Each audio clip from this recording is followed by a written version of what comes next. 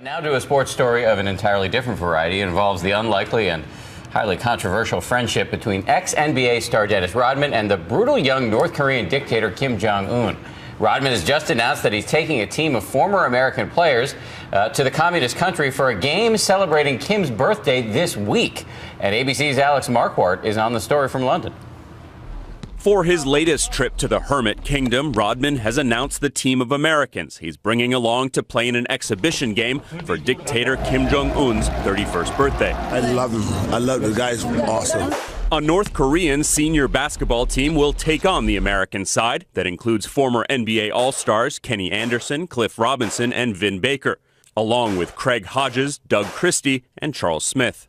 Well, it's not necessarily political. It's not even nowhere near political. It's just all about basketball, entertainment. In a statement overnight, former New York Knick Charles Smith said he's excited to play in the game, writing, "Cultural exchange is about sharing ideas and thoughts on education, culture, and life." Kim and Rodman met last February when Rodman took the Harlem Globetrotters to North Korea for a documentary series. He went back in December to help train the North Korean national team. Rodman has been widely criticized for his new friendship with the leader of one of the most repressive countries in the world. Just last month, Kim had the second most powerful man in the country, his own uncle, executed for treason. A lot of people in America don't approve what I've been doing, but that's not my problem. Rodman responded to the backlash in an interview with ABC's George Stephanopoulos. Were you aware of his threats to destroy the United States and his regime's horrendous record on human rights? I didn't look at all that right there. I understand what he's doing. I don't condone that. I hate the fact that he's doing that, but the fact of it is that, you know what, that's a human being, though. He let his guards down. He did one thing to me, been a friend. The U.S.-North Korea game is set to tip off on Wednesday. It's unclear whether Rodman himself is suiting up, but it is certain to ignite a fresh round of controversy.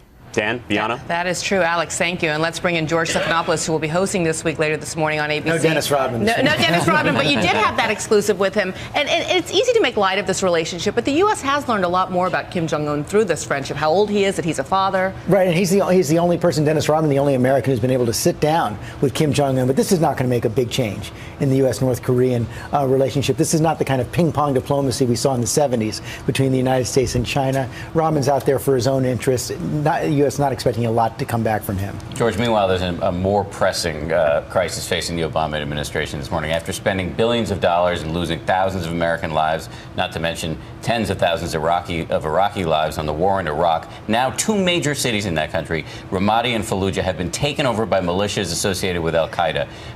Secretary of State John Kerry has spoken about this morning.